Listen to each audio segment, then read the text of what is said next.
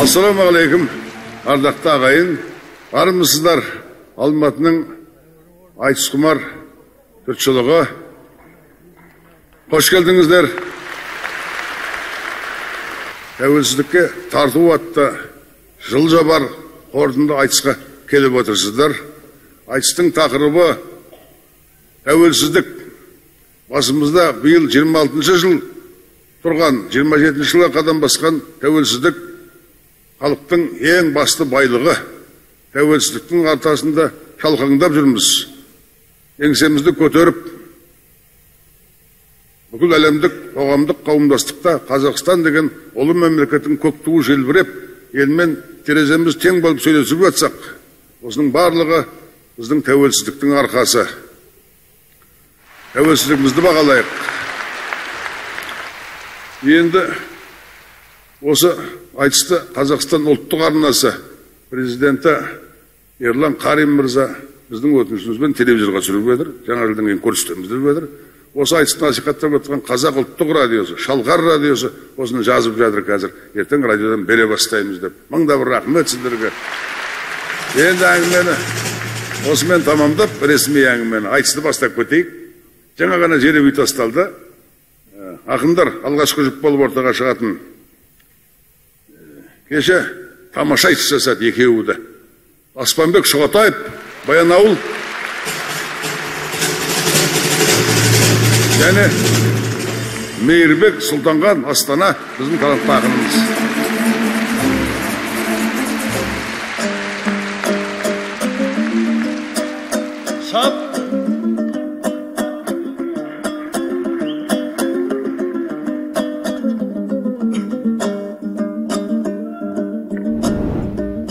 Ай үлгі алып, Райымбекті ақы, өр батырдан үйренген ақындықты мол нақылдан, қазыналы халықпен біз қауыштық шаршамас толағайды толғатудан. Табанымыз тиіпті Алматыға, қасиетті Казгудей орда тұрған. Бұл жердің сахнасында айтыс болса, ораздар мінбей кеткен Волга тұрған. Кешегі 86 селде болды, ұл-қызыңның көзіне көл қатырған. Тәуекел еркек тоқты құрбандық деп, жазықсыз боздақтарың тордатылған. Ізі қалған мекенсің ізгілердің, бағасы саф алтындай қорда тұрған.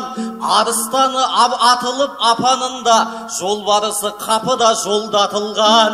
Сен сілкінсең адамдай шошынамыз, аяғының астында бомба тұрған. Армысың ақбасты қарт Алатау аманбысың, басы бақыт етегі сорға тұнған. Ақиқатты көзімен көре-көре, атылып кете жаздап зорға тұрған. Қазаққа бұл қаланың орны бөлек, баға жетпес байлықсың қолда тұрған. Ағотау Астанаға көшкенімен, Алатау бөлінген жоқ Алматымнан. Алматы азаттықтың астанасы, Қонайыптың қолымен орнатылған.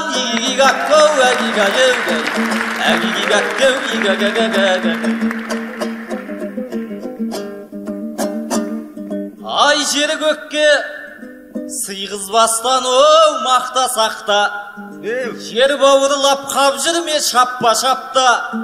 Аспанбектей сойқанмен жұптап берсе, шабытымның тұлпары тартпас артқа.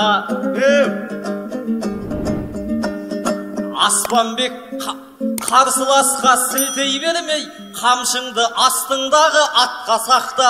Келе салып кеудеңді көтермегін, бауырыңды баянсыз баққа сатпа. Бас болатын жігіттің біреу едім, бас жүлденің дәмін көп татпасақта. Жұртымның сенімінен шығып жүрмін, жюрилердің көңілін таппасақта.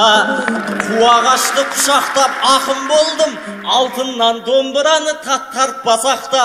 Әй бірақ оған несін қайғырайын, сен секілді бақытқа батпасақта. Тәтті түстер көретін қазақпыз ғой, алтын төсек үстінде жатпасақта.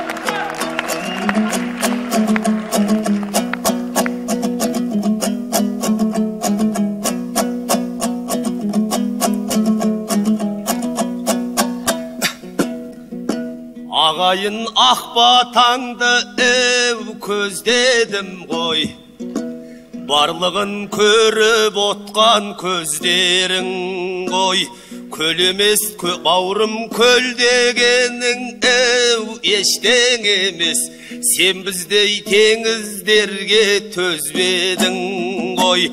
Армысың Алматының кең қазағы, өмірде қайғиындыққа төзбедің ғой. Қазылар тоғыз беріп жатқан кезде, он деп айғайлаған сөздерің ғой. Сондықтан алдарыңа келген кезде, халқымның ақ пейілін көздедім ғой. Аспанбек құлап бара жатқан кезде, ұлыңды аспандатқан өздерің ғой. Ағыдай шіркін өтеді-ай бір күн сағатта, миллион сомдық ойын күлкің, халала күләйлә шапалағың қайда вейді. Ау бісміллә жазуымен пешененің шешіліп топқа кірген шешенедім. Алматыға кеп алдым апта бұрын, маған салса бір жола көшер едім. Көшсем қайда барам деп қалар алап, бір жайға кез болғаным кеше менің. Баянауыл дейтұғын көше көріп, еліме сағынышты еселедім. Сәтбаев көшесіне түсіп алып, кеудемді самал желге төсеп едім. Байзақып көшесінің бойында мен баяғы алмаңды бір жеседедім. Айнадай қос көшеңді алған екен, айманып аймауытып қос еменім. Бекмаханып Бекқожинді көшесіне сыйдырған көшелелім. Кеп тұрмын торай қырып көшесінен, топқа кірсем тұлпардай төселемін. Машина базарына барсамдағы атын оқып бір күйді кешередім. Барлығының атында бір-бір сарай көгергені осы ғой көсегенің. Өзімде Алматыға келген сайын, өз елімде жүргендей өсер едім. Осында екен менің әкелерім, осында екен менің шешелерім. Атыңды Алматы деп қойғанымен, Баянауыл екен ғой көшелерің ай.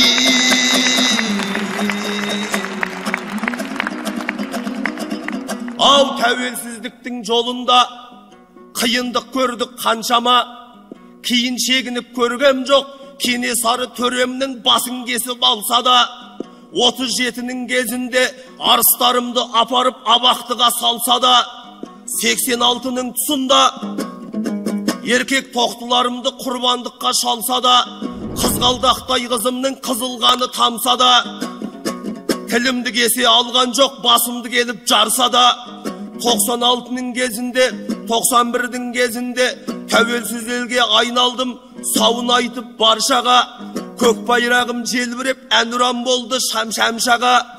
Айналайын ағайын, бостандығың тұрғанда, бос дүниені аңсама, тәубеңнен Құдай айырмай, тәуелсіз қазақ баласы тойға барудан шаршама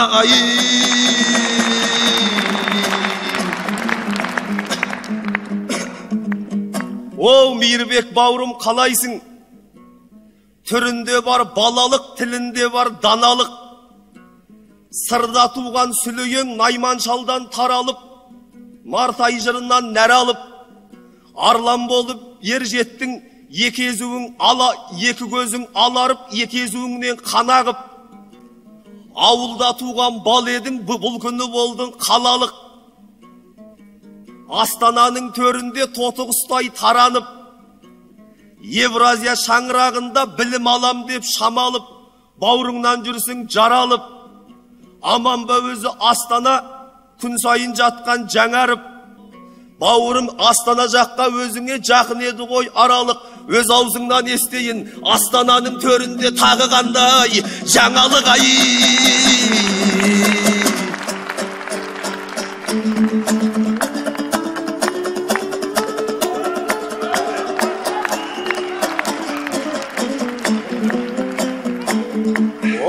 Ақынем белім бекем байлататын, тұлпар мінсем толмайды тайға тақым. Қазылардың өкпелеп тоғызына, Асекең қызыл тілін сайрататын. Балға болан есіне өкпелейсің.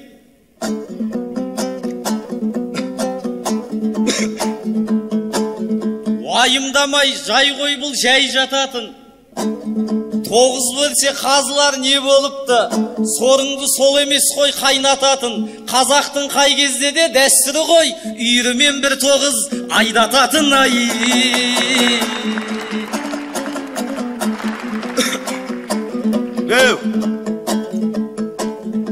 Ақынға жарамайды езген ботқа, әртістікпен ойнатып көзбен топқа. Алдыңғы екі сөзді екі қатар айтып едім. Асекең сөз астарын сезген жоқ па? Меніменен қашасын жұпталудан. Ініңіз 3 жыл бойы төзген жоқ па? Қалаған қарсыласын сұрап алып, қалаларды Аспанбек кезген жоқ па? Сұлтанханның естілсе фамилиясы, Шұғатайып безілдеп безген жоқ па? Кешеде жұптап едің, шықпай қойдың. Ілінемін дедің бе тез қармаққа? Менен неге соншалық қашып жүрсің? Жұптап қойған итеріп жезден дотқа. 5 ғасыр жырлайдының арасында Мейірбекке қатысты сөздер жоқ па?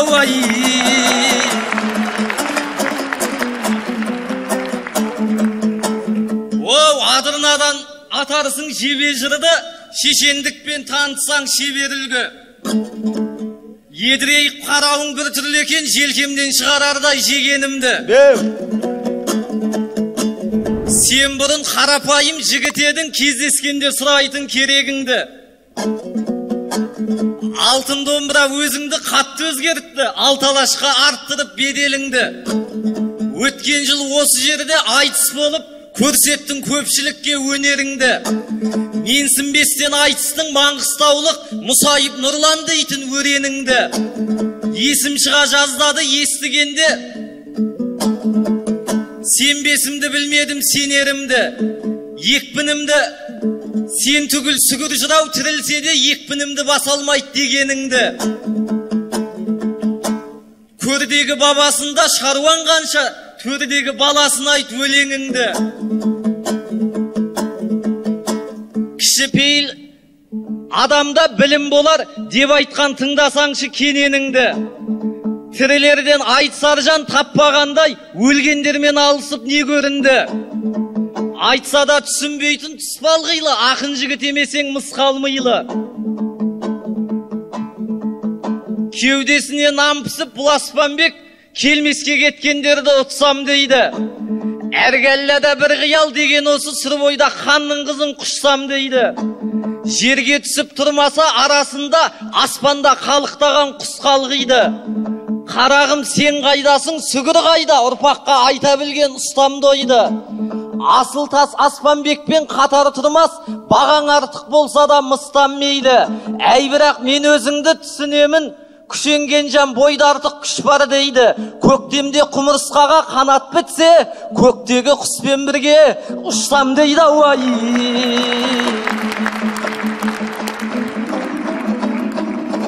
Айдай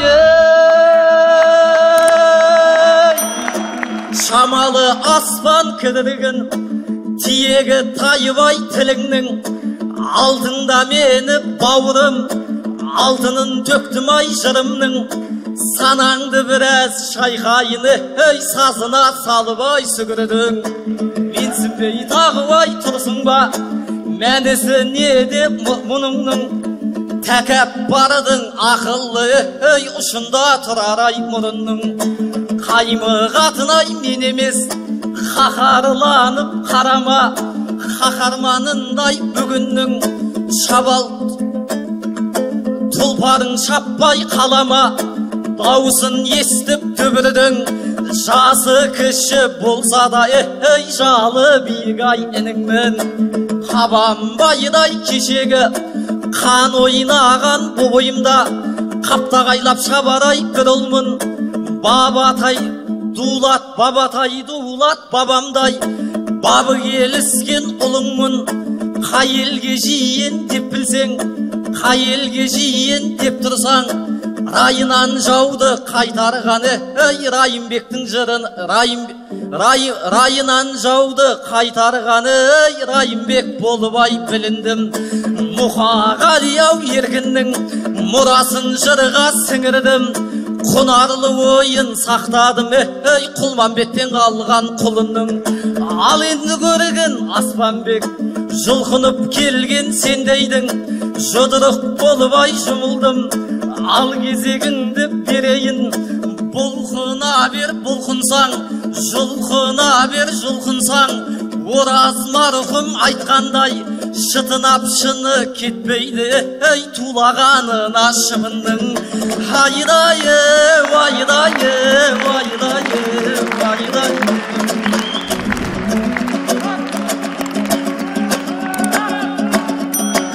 Айдайы, шытынағанына шыбынның. Бауырым қайда жүгіндің, айналайын ағайын, мен де сенің бір ұлыңмын. Қолдап отсаң егерде, сөзімді айтып тірілдім. Айналайын бауырым, осы жерге шығып ап, жырын айттың сүгірдің. Оның рас мұна мен қарсыласым түгілі, атамды да танымайым. Ішіне керсем дүбірдің, үйткені мен дәл мұнау ағайынның әр кезде қошеметіне жылындым. Елімнің мұңын айтам деп тағы да бүгін түрілдім. Көр алмасаң өзің біл, жеңемін десем барлығын, сөзімді менің ұғыңбың. Баянауылдан кеп тұрып, жайын айтамын тілімнің, жайын айтамын мұңымның. Көр алмасаң өзің біл, Бұқара жұрты баптаған, Бұқары менмін бүгіннің. Айналайым бауырым, бекемнен де бекемсің. Қанша мықты болған мен, сен де дәуреннен өтерсің. Сақына сыртында бауырсың, сақына да бөтенсің. Бетерден де бетерсің, бабаларыңды тізбелеп, түбіме бәлкім жетерсің. Жеңем деп бүгін дәл мені армандап сіндіра өтерсің. Бұрында сенімен бауырым айтыспасам егерде өскеніңді көтіп жүрмеме, сондықтан менің нетерсің, өз бауырым деп отырсам, не деген бауырым бекенсің, атың мейірбек болған мен, ей мейірімсіз екенсің. Айдайым, айдайым, айдайым. Деу, көңіліңнің кетіп тұр күйін ағып, бұл айтыс тарқамайтын жиын анық, сүгір түгіл атамды танымайым деп. Өзіңше болып тұрсың биік алып,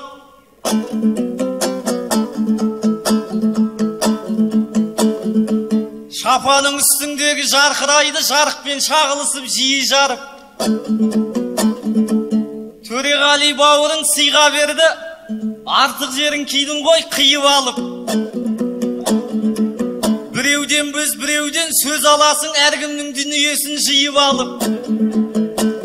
Жыраумын деп несіне мақтанасың, секілді өз-өзіңді санайсың, секілденіп биік алып. Есенқұл жыраумын деп айтқан жоқ қой, сөзінің тұрсадағы иығанып. Дәулеткерей жыраумын деп айтпайды, тұрса да жырауларды құйып алып. Жаман жағдайы жаман жігіт емес едің, жүрсеңші өзіңе де киім алып. Інілік бір ақылды айтам саған, отырсаң құлағыңа құйып алып. Атаңды танымайтын болыпсың ғой, Ақтөрештің шапанын киіп алып.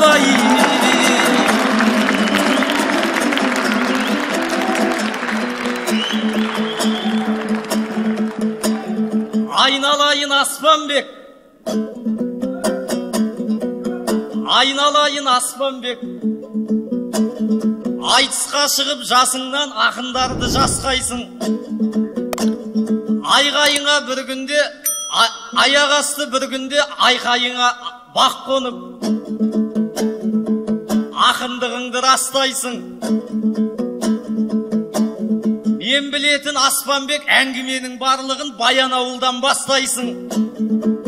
Қаныш мәшһүр әлкейді менің ғана бабам деп, қазаққа ортақ ұлдарды қазыққа байлап тастайсың. Тарихыңды тарылтпай кеңінен неге ашпайсың?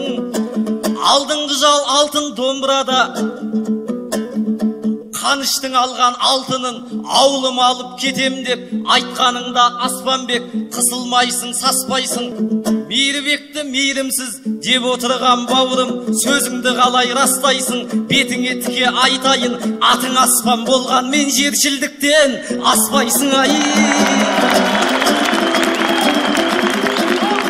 бойы ұзын күрмектей, мойыны бар ілмектей, қадіріме жеткен, қадіріме бұл жерде сен болмасаң кім жеткей? Айналайын бауырым, Аспанбекті міндетпей, Аспанбекті сіндетпей, елдің жайын жырлайық, басқа жағдайды үлгетпей. Бір-біріміздің жағдайымызды әлі де айта береміз, қалған жоқ бізде үн жетпей. Біз бірінші боп шықтық қой, басқа да ақындарды мына халыққа білмек қой. Сондықтан біздер тұрайық, күн шыққанша батыстан күңіренер күн жетпей, алаш баласы жасай бер, алатаңнан нұр кетпей, алатаудан жыр кетпей.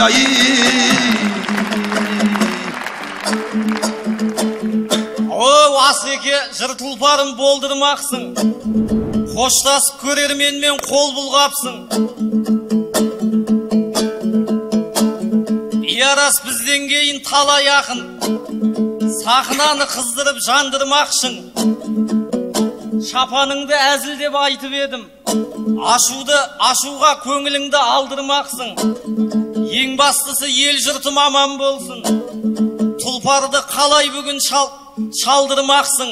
$1000 мен үшін костюм емес, 1000 жасаған шаһарым, сен қымбатсың. Пәрмен келсе Алладан, пәниден пенде қалмаған.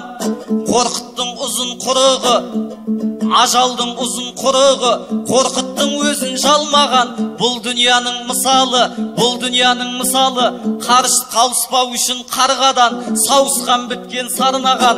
Қырандай біздер болайық, кешегі ақындардың кешегі ата жолын жалғаған. Аспанбек сенде аман бол, Аспанбек сенде аман бол. Алматының кеп тұрып топырағына аунаған. Тарасайық таласпай, бауырымсың өзімнің, өкпеге қия алмаған. Ораздан үлгі алайық, алтын домбыра алмайық, миллионер ақын болмайық, миллиондаған халықтың жүрегін жырмен жаулаған Ораздай болайық ол рас. Миллиондаған қазақтың жүрегін келіп жаулаған. Ағайын сенде аман бол, не болса да Алладан.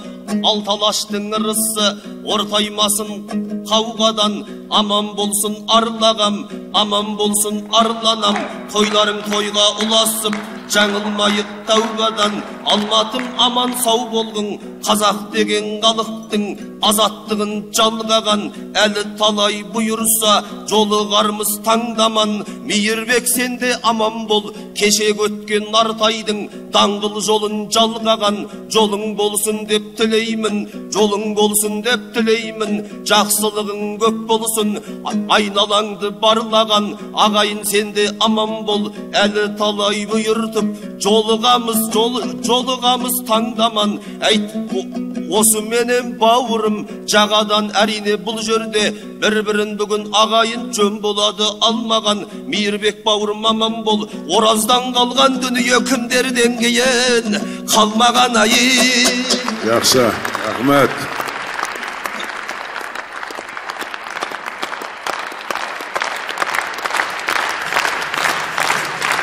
Айтысты бастаған Мейірбек Сұлтанған, Астана. Бірыңғай 10, Жетбүсіпбай. Аспанбек Шұғатаев, Павлодар 10, 1-9 бар. Жанарбек Әшімжан 9 қойды. Өзінің ойлағаны бар шығар.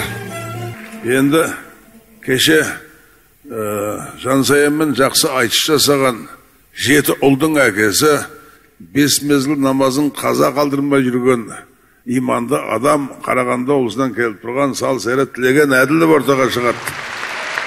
Тілегенмен айтысатын Алаштың атақты ақын қызы, сөздің шебері Әсем Ереже, Астана.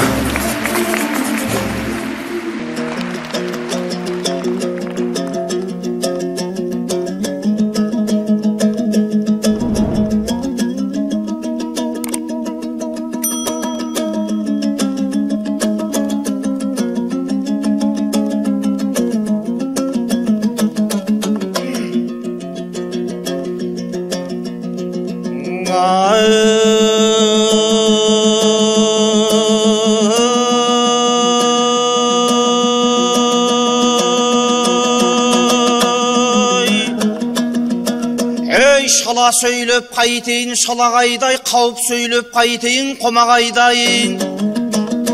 Қақ жарсың көкіректі өлеңдерім, қақ жарған қаратасты қарағайдай. Ассалаумағалейкум әзалматы, бөле құрқып көрмеген алағойдай. Орамды әрбір ойым сәуле шашын, жеті қат төккілінген орағайдай. Әр сөзім тыңдарманды селт еткізсін, шоршыған су түбінде шорағайдай. Өнерді таласып ақ біз келеміз, өлеңді салмасақ та жолабайдай. Ей, жыр көтеріп алдыңа әрең келдім, тау көтеріп әкелген толағайдай.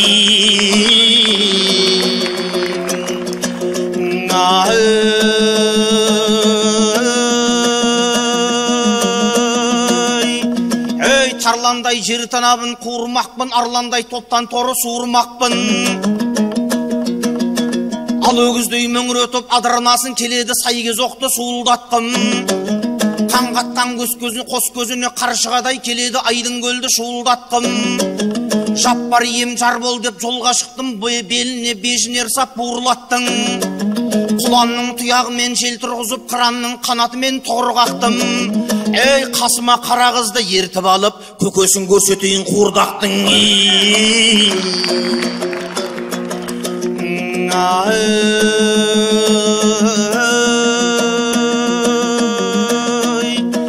Шекеде тері қайнаған, ауыздығын шайнаған, мен кер жайда қақтабан, халықтың өзі баптаған, қиқулап берсең Алматы, 6 айшылық жерімді 6 күнде аттаған.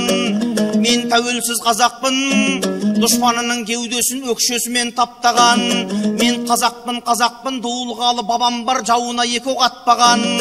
Мен қазақпын, ары биік анам бар, арым биік сақтаған. Мен қонақжай қазақпын, құдайы келген қонаққа қоз емес құлын сойдырып, есігін тарс шаппаған. Мен тәуелсіз қазақпын, көмірім менен күрішім, алтын менен мырышым, шашылып жатқан ырсым, осынша жерімде менің қаптаған. Осынша болса да байлығым, халқымды қарық қылмай-ақ артымды менің жаппаған. Ей, мен тәуелсіз қазақпын, қойым қоздап әңірде ешкім егіз лақтаған. Мен тәуелсіз қазақпын, полигонды жаптырып, атымды көкке лақтырып, тісін дәлелмен нақтаған. Астананы салдыртып, әлемді түгел таңғылтып, алтын менен аптаған, күміспенен қаптаған. Ей, құдайым, осы бақты көп көрме, қазақтығыма мақтанам, азаттығыма мақтанам.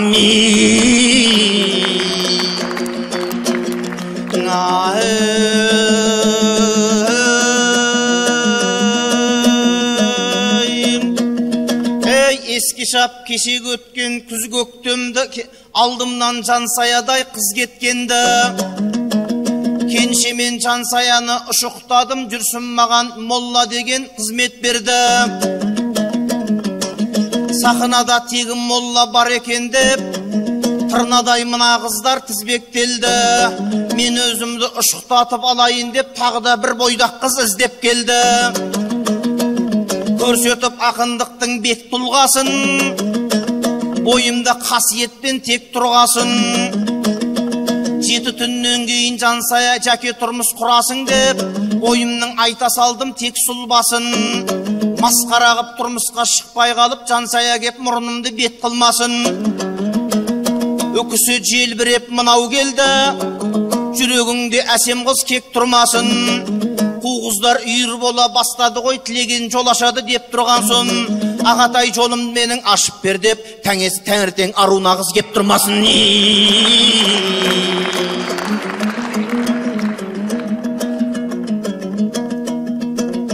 Айналайын әсемжан, айдыныңа сен менсіз қоналмайсың әсемжан. Баяғы сол жастыққа оралмайсың әсемжан. Жансаяны 3 күн емдеймін, саған 3 күн аз болады, добалдайсың әсемжан. 7 күн сені емдеймін, 7 күн ем алмасаң оңалмайсың әсемжан. Кеше Рүстем айтқандай, архитектор жігітті таба алмайсың әсемжан. Тапқанымен қасына баралмайсың әсемжан. 9 ай 9 күн өтсе де, экспоның шарындай бола алмайсың әсемжан. Так что қара қыз көп ойлан, арманыңа алдыңда жете алмайсың әсемжан. Өмірдің мына өткелі өте алмайсың әсемжан. Ей, ұшықтатпай тұрмысқа кете алмайсың әсемжан.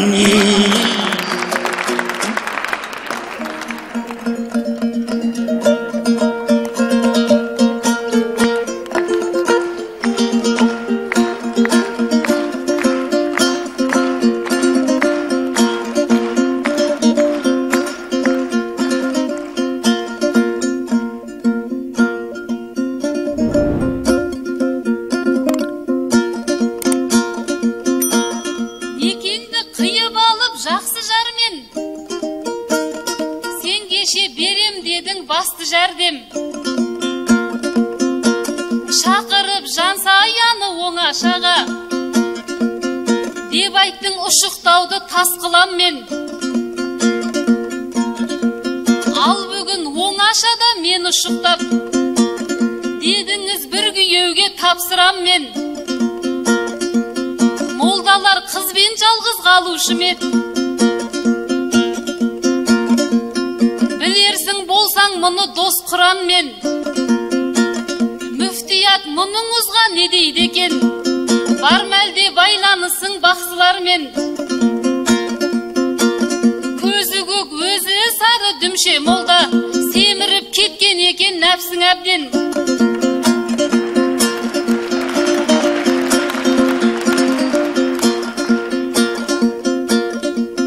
Тойға кеп деп тұрған жоқ тізіп қайғы, айтыста ала алмайсың жүзіп бәйгі. Жорғаның басынан бақ тайған кезде, биенің жал құйрығын қызықтайды. Молданың басын арам ой келгенде, қыздарды оңашада ұшықтайды.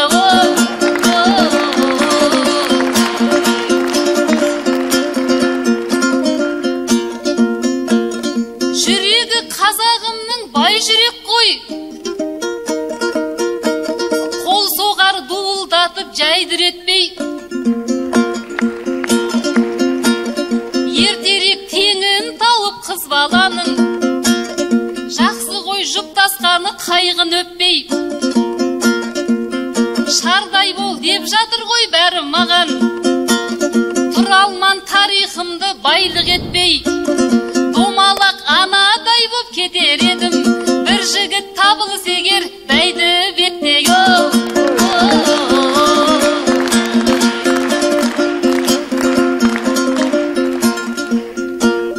Бісміллә десем қалай қақаламын, бұйырса елдің қызы атанамын. Алайын амандасып алдым менен, осы ғой тәрбиесі атананың. Ағайын алдарыңа тағы шықтым, бар менің көпшілікке атағаным. Тұрмайтын тырнағына алтын домбыра, армысың алтын құрсақ апаларым. Келмейтін ширегіне күміс домбыра, бармысың күміс сақал аталарым. Қазағым қабырғалы аман тұрса, ұрпаққа ұғымды сөз апарамын. Алла деп аламанға топқа түссем, ел жұрттан алғыспенен баталамын. Бұйырса шаңғы өтеріп шаппақшымын, соғылса шатырлаған шапалағым.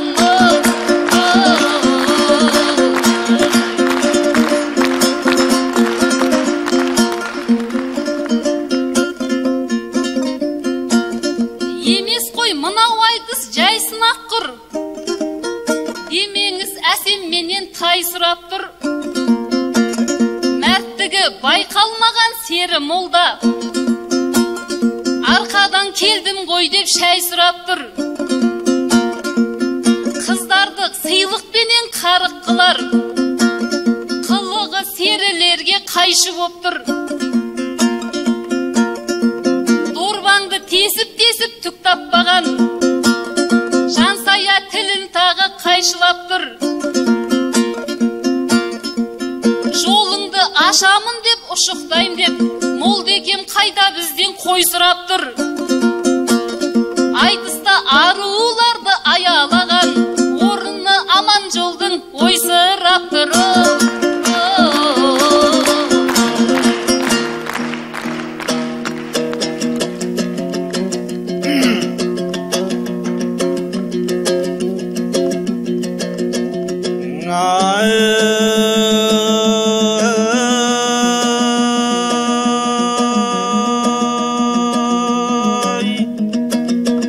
Қыздармен айтысқанда ақырғам жоқ,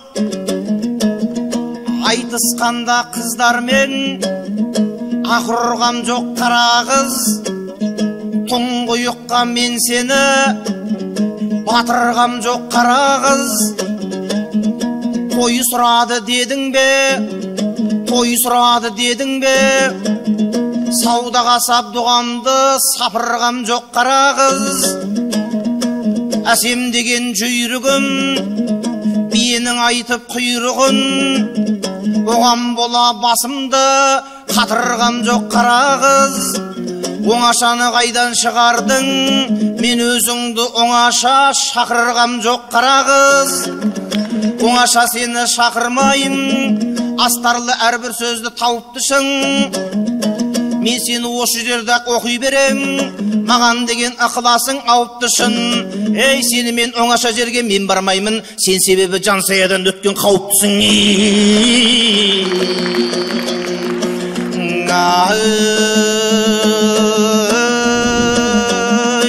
Ей, мінгені тілегеннің күлік екен, ақынның біреу өдім тіліп етем, тіліп екем. Сал серінің сыйлығы қайда дейді, серлердің жолымен жүріп өтем. Мынау менен бірдеңе дәметеді, Құран шейін құлақты түріп өтем. Ештеме сұрамайтын Жансаям-ау, мен сенің қадіріңді біліп өтем. Құмолдадан бірдеңе алам дейді, мынауың қан сұратын сүлік өкен. Ей, Жансаядан жас үлкен болғанан соң, мынауың көпті көрген жүлік өкен.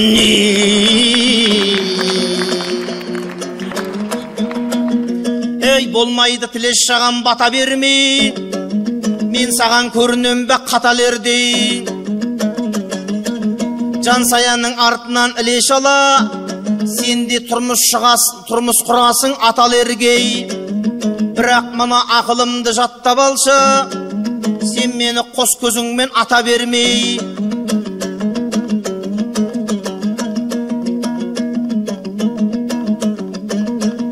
Ей, сен мені қос көзіңмен ата бермей, үйіңде де әрекет жасағайсың.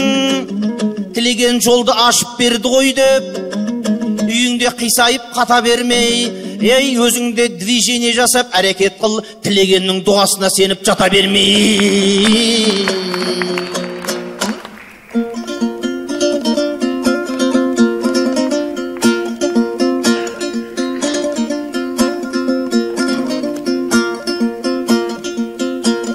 Құмолда движение деп қақшаңдай ма? Әсемді жөліксің деп аспандай ма?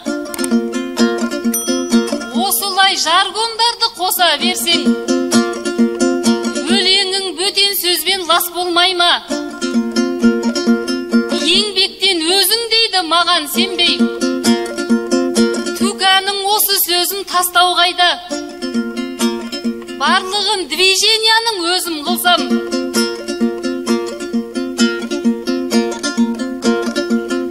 қайдалғы батаңыздан асқан пайда? Қыздарға қырық үйден тыйым деген, құшарға құламасам қош болмай ма? Қазақтың қыздарының движениесі күйеуге тигеннен соң басталмай ма?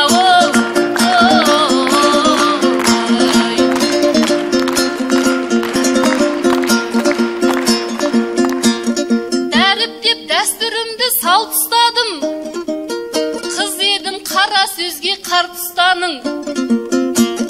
Тілеген әділіптей ағам кетті, жырлайтын сарыарқаның аңғыстарын. Келгенің қарағанды қалас еді, көп шыққан ақын әнші әртіс ғалым. Сіз жақта ақындар көп мен айтысқан, түлеткен айтыс соңы ән құстарын. Аман жол ағам менен сан айтыстым, бар ода маңғаз мінез мәрт ұстаным. Төлеген Жамановтай ініңізбен сайысып есімде тұр тартысқаным. Мақсатпен қайта-қайта айтысам деп, дәл өзі боп кеттім ғой Балтушканың. Ал бүгін құр қалғандай сен келіпсің, белгілі жалпымыз сенің маған жалпы шағың. Әйтеуір қарағанды үйір маған, байқадым сақынада сан тұстарын. Арқаның ұлдарына төтеп берген, бар екен мына менің алпыс жаным. Қарт семей әсем қызын тумағанда, кімменен айтысар ең байғұстарым. Әсемсіз сөздеріңнің дәмі кірмей, әсерсіз боп қалар мет айтыстарың.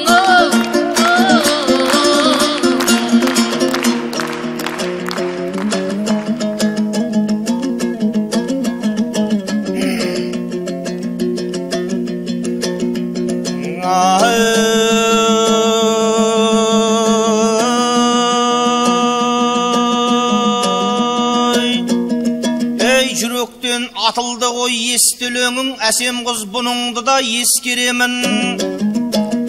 Қыз қадірін білетін аман жол ғой, осылай өлеңіңді кестеледің. Мақсатпен де айтысып талай жерде, мақсатпен талай жерде сес беремін. Қыз қадірін білетін ағаларың болмаса, әсемжан айналайын не істер едің? Әр сөзіңді ақборан ақпан қылдың, сен мені сахнада шаттандырдың. Мақсатпенен айтысып талай жерде, оғанда білдірмей қақпан құрдың. Төлеген дидар айтпай өміржанды қорқытып сахнада сақтандырдың. Аман жолды сылап сипап құдамау деп, оны да пенсияға аттандырдың. Қызыл тіл қылыштан да өткірсің ау, сенің құқырбек ай тек бір сынау. Сылап сипап әсем қыз мені де түбіме жетейін деп кеп тұрсың ау. Мен де бір баласы едім, елік қырдың, Алла деп бұл одаға желіп тұрдым. Талайын қаусатқан сен қыз едің, сазайыңды осы жерде беріп тұрмын. Өй, нүктесін қояйын деп, мына қыздың арқадан аттерлеп келіп тұрмын. Өй, ақ жауындар ақшыңның жуар басын, алапаттар ағдауыл туармашын. Қарашаны өзіне қаратпаса, ақын ғайып болады жырауғасын. Ақбасты ақшақалдар әжелерім, ақын киіп келіп тұр қырау басын. Алағайын кездескенше қош боп тұрғай, таңдайымның астында тілеунасын. Тәуелсіздік алғанға 26 жыл, құлаудасын, өмірде жылаудасын. Аспаның ашық болып Қазақстан, аққу ұшып тырналар тырауласын. Қазанаттар су шөр тұнбалардан, келімсектер қашырын суармасын. Қазақ деген елімді әлем біліп, ақ үміттің аққары қылауласын. Ең бастысы бізге керек бірлік еді, құлан жотар құбажон қуармасын. Отанға деген әрбір от махаббат әр қазақтың жүрегінен суалмасын. Желбірек көкте бүгін көк байрағым, желбірек көк байрағым желбіресін, ел жүріп ет жүрегім ел жүресін. Ғаламдағы биікке ұмтыла бер, табандағы қарамай шөгіргесін. Тәуелсіздің тәжін киген тәуелсіз ел, бұғынып енді артқа шегінбесін. Өз байлығың бұйырып өзегіңе, арзағың ысырап боп төгілмесін. Тұлқындойлар қулар кетіп билік жақтан, ұлтымдойлар еллерім ерінбесін. Ей, ұртымның қанағаны ешкім етпес, жұртымның қабырғасы сөгілмесін.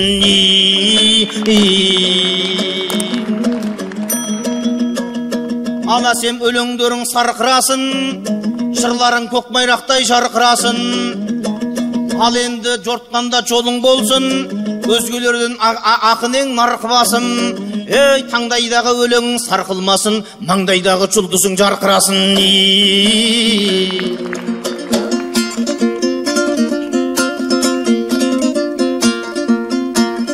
Соңында ақындардың дастан қалып, мерейің тұрсын елім масқарланып. Арқаның бар ақынын қаусаттың деп, сөздерің бара жатыр астарланып. Отырған тыныш қана маған тиісіп, құлағам жоғалтты ғой бастан бағып. Ол рас аман жолмен айтысқанда, алпауыт ақын ғой деп жасқанбадық. Өміржан дидарылармен айтысқанда, еркекті төмендетіп бас салмадық. Қырылып қалған содан ешбірі жоқ, жүр бәрі Астанада қақшан қағып.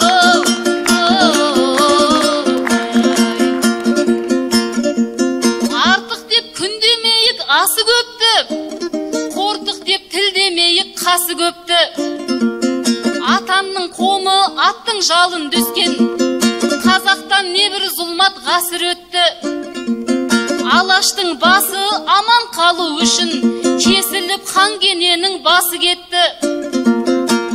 Деп білем азаттықтың ақ байрағы, Міржақып Мағжан Сәкен Ахметті.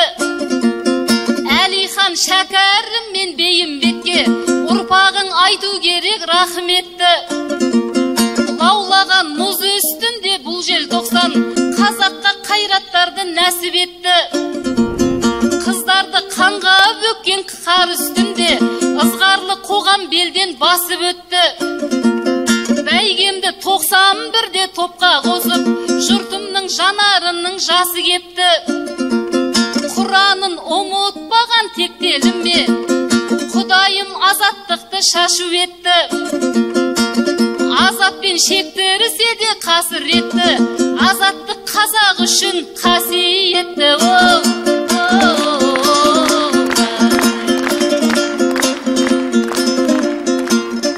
Емес қой мақсат төмен арман шала, арманға жеткізсекен қалған шама. Үш бірдей жасы үлкен ағаларым қатысты осы айтысқа нар болса да, айтыста серік затты тарлан сана,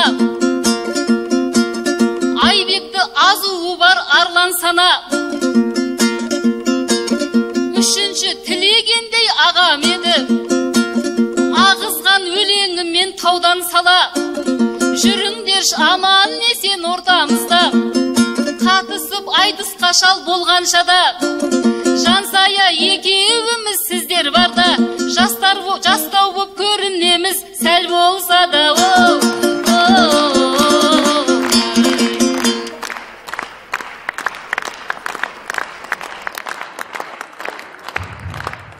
Рахмет. Тілеген Әділіп, Қарағанды облысы қаздар алқасы қандай баға бересіздер? 9, 8, 9, 9, 9, 2, 10.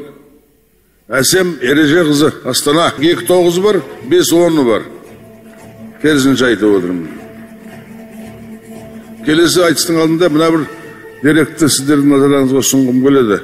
Осы айтыстың көшбасшысы болған Мырзатай Жолдасбеков ағамыз Астанада Гумилев атындағы университетте ректор болып тұрғанда, сонда айтыс деген бөлім ашты.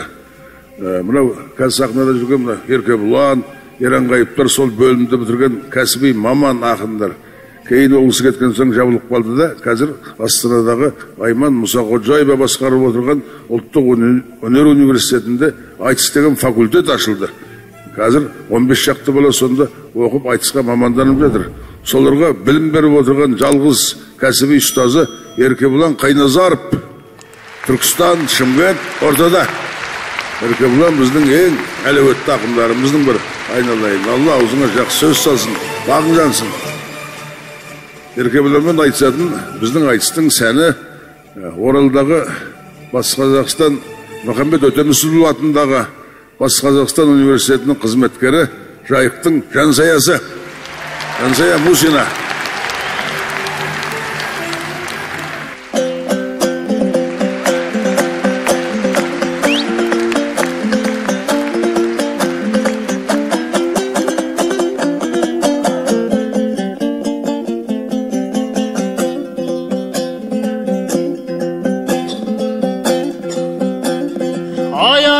Жаратқанның кең дүниесін, бисмилла деп бастайын сөз жүйесін. Ассалаумағалейкум қазақтарым, балаңа ет жүрегің ел жүресін. Қазағым қошемет деп қабыл алса, ел жұртымнан аяйын енді несін. Тәуелсіздік тойына тарту қылып, қоссам деп келіп тұрмын мен дүлесім. Алматым мыңға келген қарт шаһарым, бостандыққа бастаған белгілесім. Ақсақалдан баталып кетейік деп ерманып, елдің бастап келді көшін. Бәрін тастап Алматы саған келдік, биыл алтын домбыраң ренжімесін. Өз қадірін білетін жігіт едік, сөз қадірін бір білсең ой шіркін. Сен білесің әрайдым, әрайдым, әрайдым, әрайдым.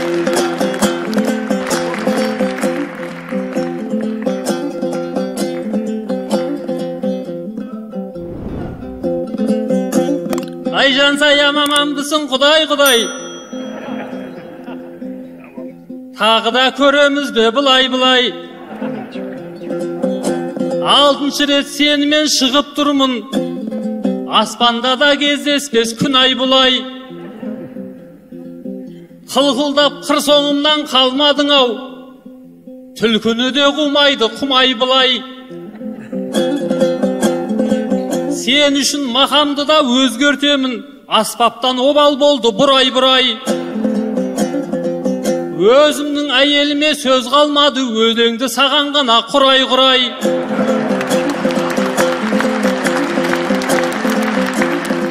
Ол байқұста үйреніп қалды білем, көздің жасы таусылып жылай-жылай.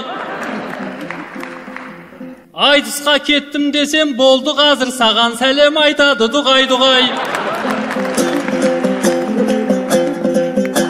Қайта-қайта жұп қылған мынау айтыс, тынбайдау түбі бізді ой шіркін, жұбай қылмай әрайдым, әрайдым, әрайдым.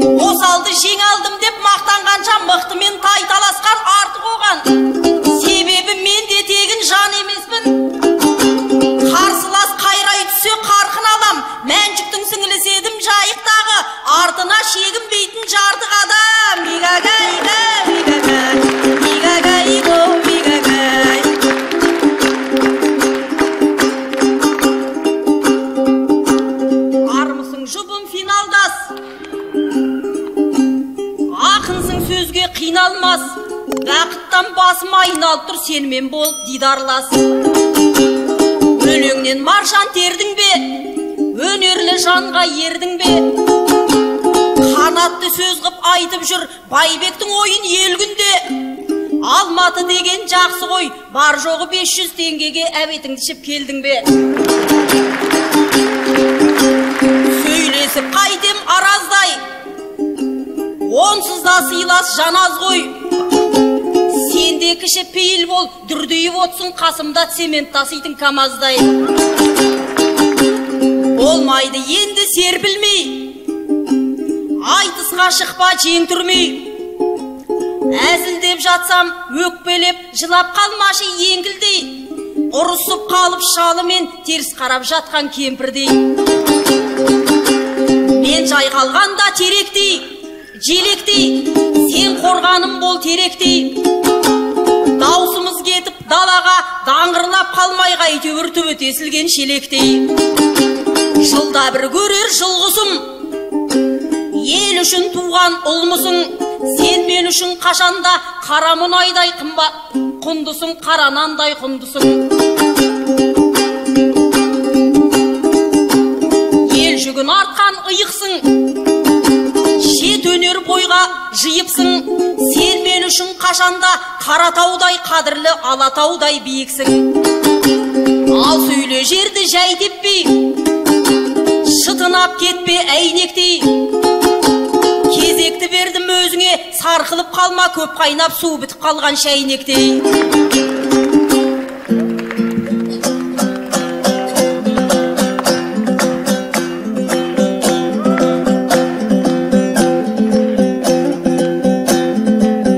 Ай, қорықпа, су бітпейді шәйнегімнен. Ол шәйнектен талайға шәй берілген. Кесеңді шүмегіне тоссаң болды, суына кесе түгіл сай көмілген. 500-ге әбет ішіп келгенімді байқап тұрған шығарсың май белімнен. 300-ге ас берсе де жарасатын, айналып кетпеймін бе байбегімнен. Ішем десең сені де апарайын, саған деген достықпен бай көңілмен. Ай, бірақ аш адамға ұқсамайсың, фигураң тоқ адамға сай көрінген. Керісінше шөл қысып отыр білем, жалап-жалап қоясың майлерінен. 62 тамырың қурап тұрау, суаруды бастаймыз қай жеріңнен.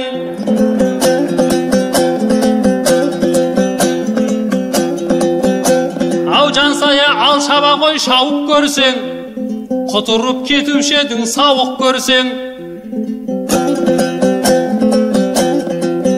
Шелекті де сөз қылдың, шәйнекті де, темір терсек шығарар зауыт беңсен. Сахнада ыдыс аяқ сылдырлатпай, қайтеді кухняңды жауып көрсең. Сіресіп цемент артқан КамАЗ дейсің, жүгімді жеңілдетсей қауіптенсең. Су түгіл цементті де аямаймын, фундамент құятын жер ой шіркін. Тауып берсең әрайдың, әрайдың, әрайдың.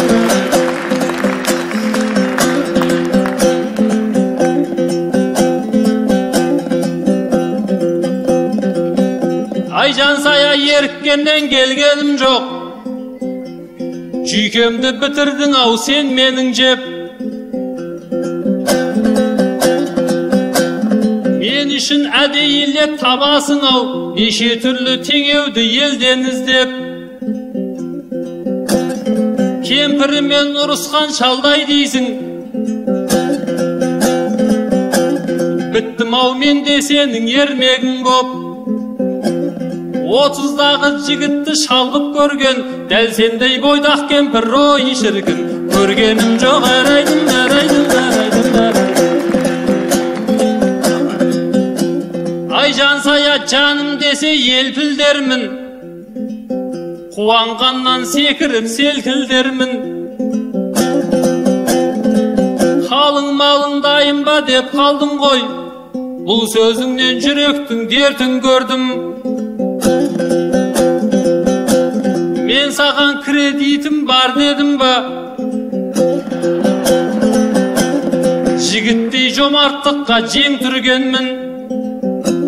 Сахнада сен шал деп отырған мен, ордалы 30-дағы джентльменмін. Бірақ та анықтайтын бір нәрсе бар, санама сол түскенде серпілгенмін. Қыздардікі қымбаттап жатыр деп ед, қалың малы қанша екен ой шіркін. Кемпірлердің әрайдың, әрайдың, әрайдың, әрайдың.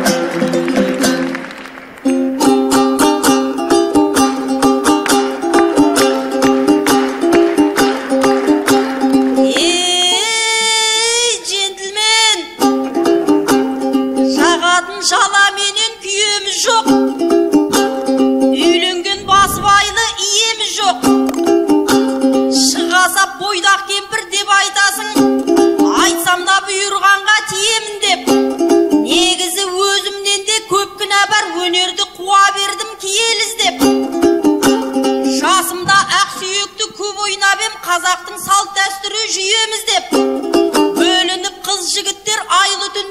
кіршіксіз махаббатқа иеміз деп тығылып тал түбіне оқшауланып айтушы ед бір-біріне сүйеміз деп. Мен өлсем адалдықтан өлемін ау, басқалар жүрген кезде күйеуіз деп. Мен байғұс аузымды ашып айдалада жүріппін таңға дейін сүйегіз деп. Игагайга, игагай, игагайго, игагай.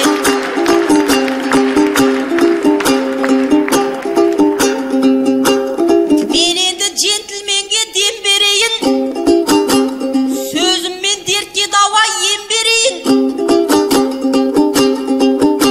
Шәйнегін қолын ұстап отыр екен, оның бір ар ойында меңгерейін. Қазақтың салтын білер бір қыз едім, қашанда ашық тұрат сенде бүйім. Жігітке шай құйғызған ұят шығар, сол шайды саған құйып мен берейін. Игагайга, игагай, игагайго, игагай. Біз қазақ ар намыстан жаралғанбыз, адалдан жүріп әркез бағалғанбыз. Қолдағы байлығымыз тәуелсіздік, бақытты еркіндіктен табалғанбыз. Күресті осы жолда қанша адам дұшпанға жебе болып қадалғанбыз. Ұлтым десек атанып халық жауы, жазықсыз түрмеге де қамалғанбыз. Кешегі желтоқсанда мұз үстіне алауын азаттықтың жағалғанбыз. Бүгінгі еркін елдің ұрпақтары осындай тарихтан нәр алғанбыз. Айтыс деп алдарыңа келіп тұрмыз, қолдасаң алыстарға шабалғанбыз. Сахына ер көшіммен жұп құлыпты, бұл батыр шыққан екен маған жалғыз. Айланбар жүз түйеге жүк болардай, бұны да әйтіп бейтіп амалдармыз. Өйткені біз Головкин екеуіміз қарсылас таңдамайтын адамдармыз. Игагайга, игагай, игагайго, игагай.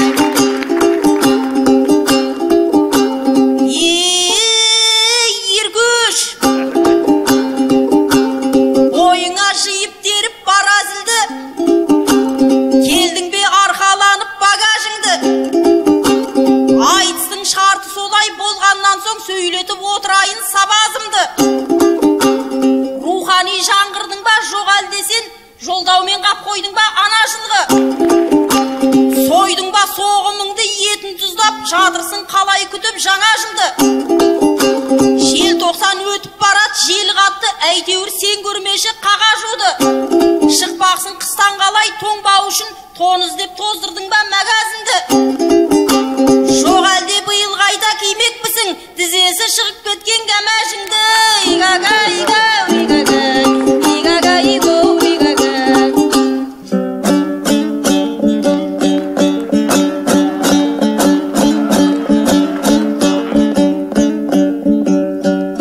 Не болса сол түседі-ау назарыңа, жансая барыспай қожағына. Менің көксеп тұрғаным тәуелсіздік, сенің көксеп тұрғаның жаңа жылы.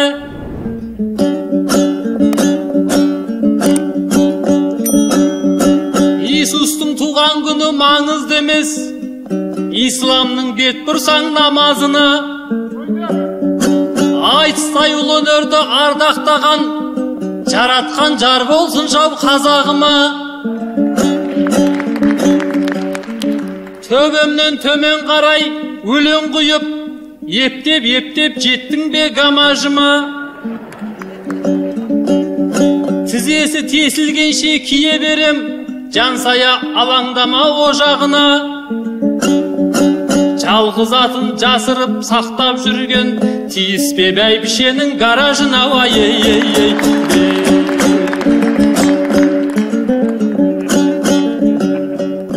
Жатпайды бұл қылжаққа, бұл мазаққа, салмайын енді сені түрлі азапқа.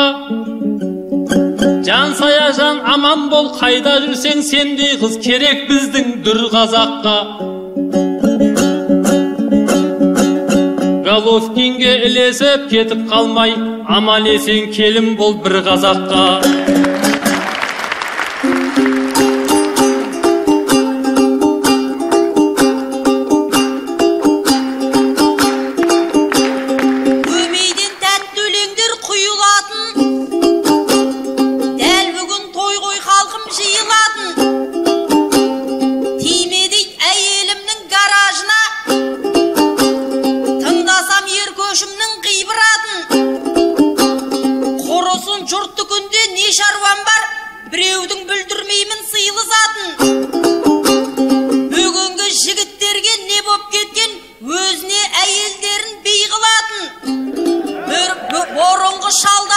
күшті екен ғой, төрткөлік бір гаражға сыйдырады. Игага, ига, игага, игага, ига, игага.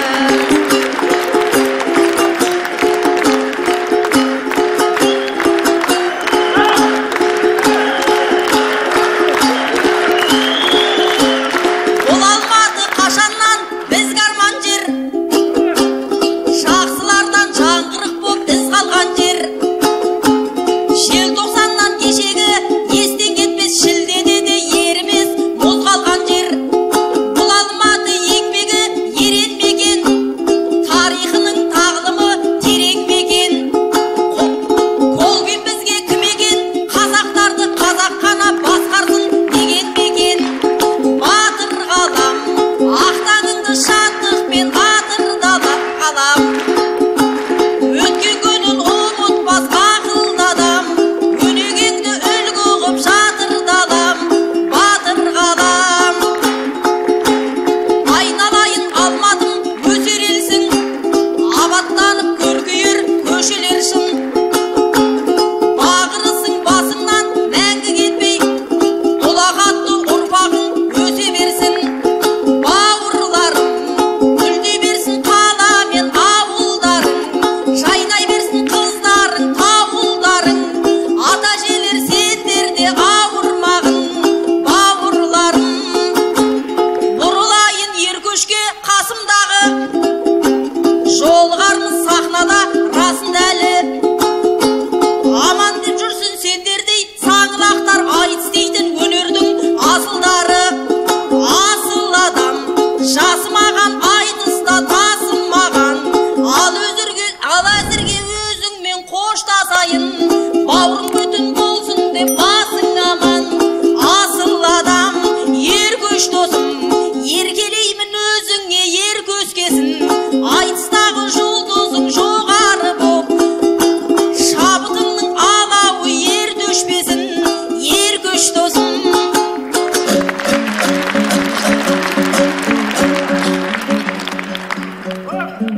Жансая сөзің қатты нәзік бірақ, сөзімізден боп қаппыз жазықтырақ.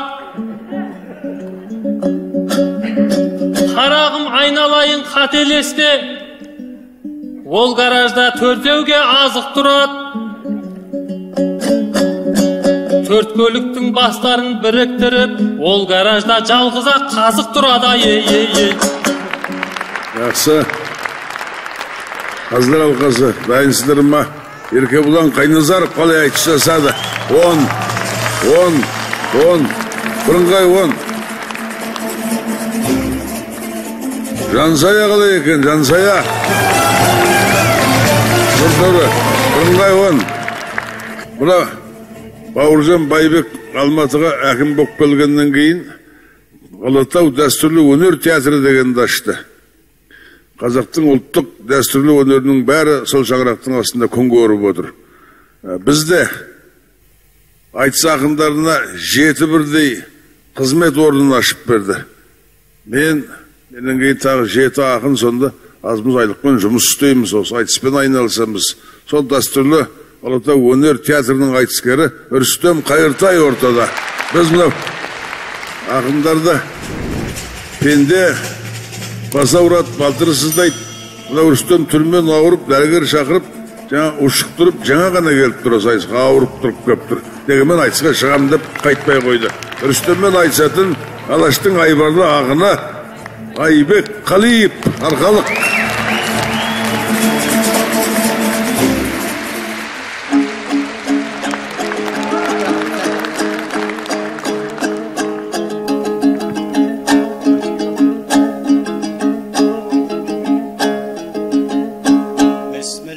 Алла басқа салса бір ой,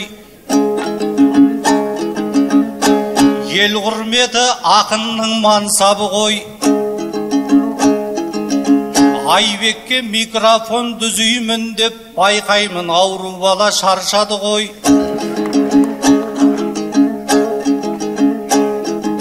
Алатаудың баурайын дүбірлеп тұр, алталаштан жиналып қанша дүлей. Бұл бұйыл Алматыда бірінші айтыс 12 ай жұрт айтысты аңсады ғой. Ассалаумағалейкум көрерменім, айтыстан түйіп қайтар тамсаны бой. Бауыржан Байбек ағам көрінбейді, қарбалас тіршіліктің дершағы ғой. Бұл айтысқа келмесе түсінеміз әкімдік қызметтің сарсаңы ғой.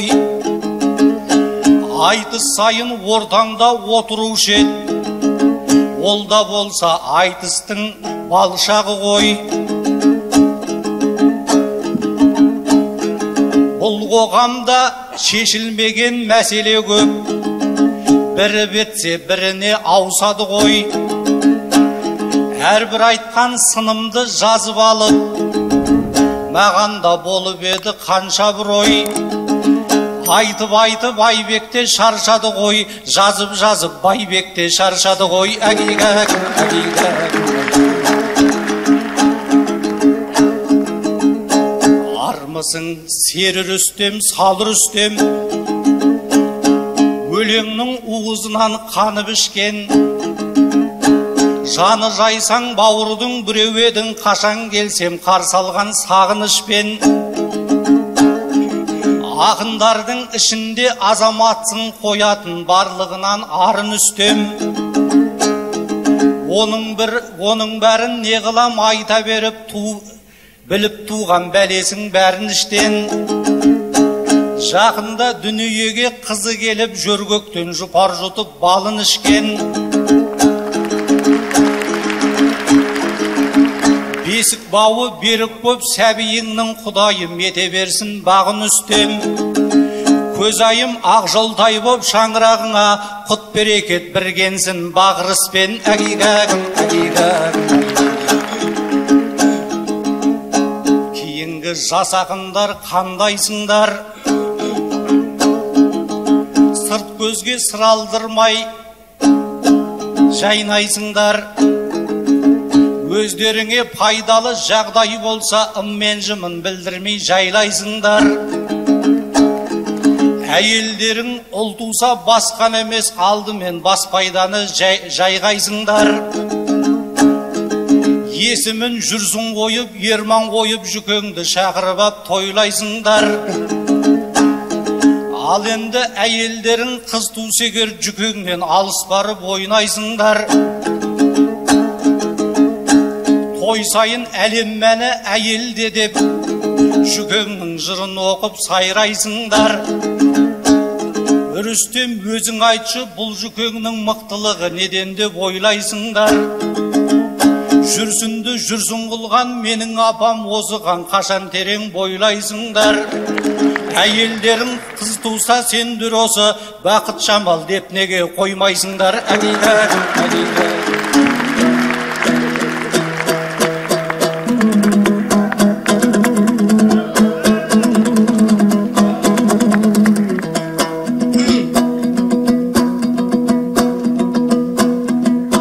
Өзгөріп бір ақ сәтте айқаяқы өміріміз, аспаннан түспей жатыр бөрігіміз. Кешелі бергі айтыста хит болды ғой, үйдегі жаңа туған елігіміз. Айтысқа бүгін келген көрермендер, сіздерде жаңалықты сезініңіз. Қошеметпен құттықтап қойыңыздар, 30-да папа болды сер ұлыңыз. 10 шақты сәби сүйсек деп отырмыз, 70-ге кеп қайтқанша желігіміз. Атын неге қоймайсың деп отырған апамызға әппақ қой көңіліміз. Ол кісі әрі бақыт, әрі жамал,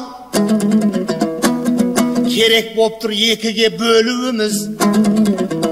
Біздер қазақ ырымшыл халықпыз ғой, әрі соған ыңғайлы сеніміміз. Бірін бақыт деп қоям, бірін жамал, бұйырса егіз тапса келініңіз айқаяға.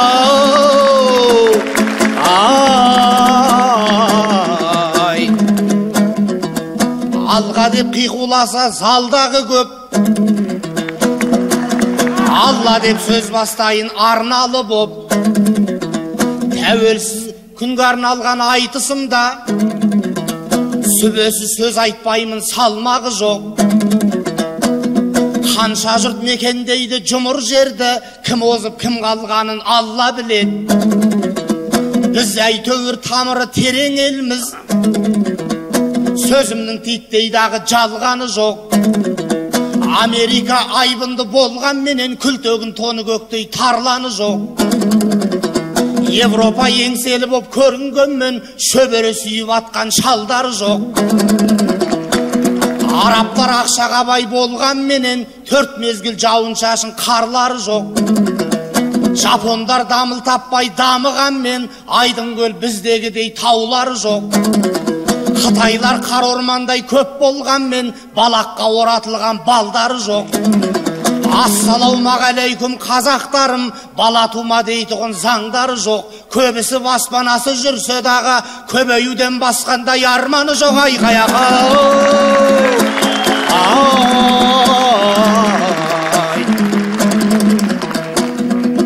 жүгіріп шәруәнің жаңасына, қамданып жауама деп қарасыға. Әкім ағам келмесе айыбы не, қара құрым халықтың арасына. Жаман болған адамды көргенім жоқ, жақсылық қып Алматы қаласына. Біргісіні көп жерде көрмеушек қой, әйелінің кіріптар панасына. Бір рет тәуелсіздік алаңына гүл қоюға жетпеді шамасы да.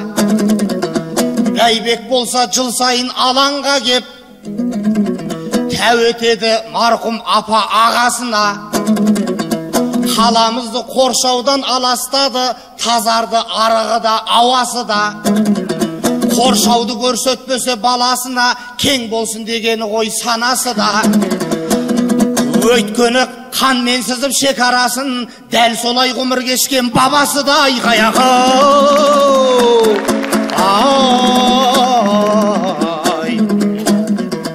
басынан қою бұлттай ой кетпеген, кезі жоқ қазақ үшін қай көппеген. Ассалаумағалейкум Айбек аға, көңілі тең кіршіксіз әйнекпенен. Ақсамаурын секілді ағам отыр, ұқсайын қасындағы шәйнеккемен. Казгудың бір түлегі сайыспақшы, арқалықтың деканы Айбекпенен. Өзімде мұғалімнің баласы едім, бағбаны бақшасына сай көктеген. Ұстазыммен сыйласып айтсайын, әпер бақан сөз айтпай әйгет деген. Қайырым қыла алмасам Қалиевқа, Қайыртайға қараймын Қайбетпенен. Айқаяға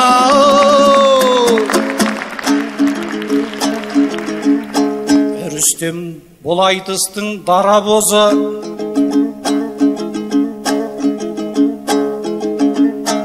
өзгеден ер тоянған сана көзі. Кешегі кіп-кішкентай қара қозы, бүгінгі айтысыңның паравозы.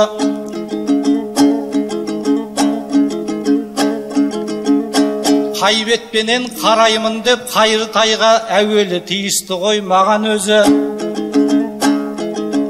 8 қырлы бір сырлы бұл үнімнің, бұл үніміз. Айтыстан қол босаса тамад өзі. Әр қырыңнан қарасам әр түрлісің, Рүстем түрің не боп барады өзі. Бұйра-бұйра шашыңа қарап тұрсам секілдісің Пушкиннің дана кезі. Бір қырыңнан қарастам елестейді чекистердің Дзержинский ала көзі. Алдыңнан қарау деген қауіп түрек, қарауға да қорқады адам өзі. Қарсы алдыңнан қарасам елестейді атың өшкір Лениннің бала кезі. Осқыныңмен ұшырып үрейімді, ұшырдың үрейімді, қай жағыңнан келуге болады өзі. Бір қазақты ұқсатқан үш ұрысқа қалай боп барады заман өзі. Әгейгәгім, әгейгәгім.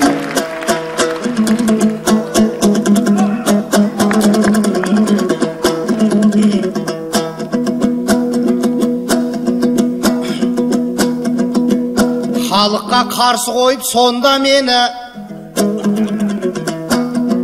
итере салмақсыз ба орға мені?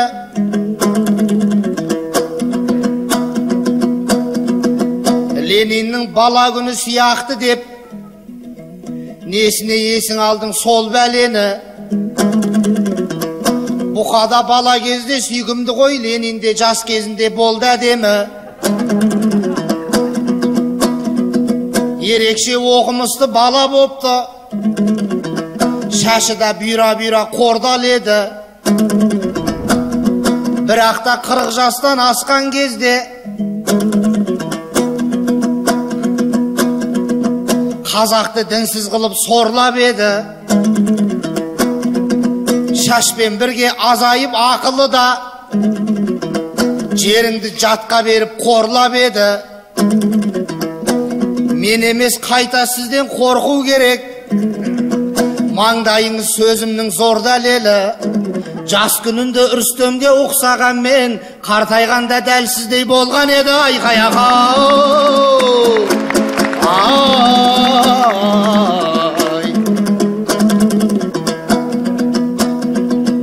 жігіт деп ойламаңыз, сабыр азақ. Түрткілеп отырмай ағам тағы ғажап. Бір қазақ 3 орысқа ұқсайды деп ауыр сөз айтпаңызшы, жаным ажат. Қазақтықтан қашатын мәңгүрттер көп, болса да түбі түркі қаны қазақ. Бірімізді дос көрейік, өйткені сары алтындай саның азақ. Сөйлеу түгіл орысша ойлайтұғын, қазақтардың болмай тұр бәрі қазақ. Болғанда орыс темір, қазақ ағаш. Білгенге бұл сөзімнің мәні ғажап. Сабы темір балтадан мысал үшін, орманның шегетіні анық азап. Өйткені өзіміздің қандастардың біразінің сабы орыс, бас орыс, сабы қазақ. Айқаяға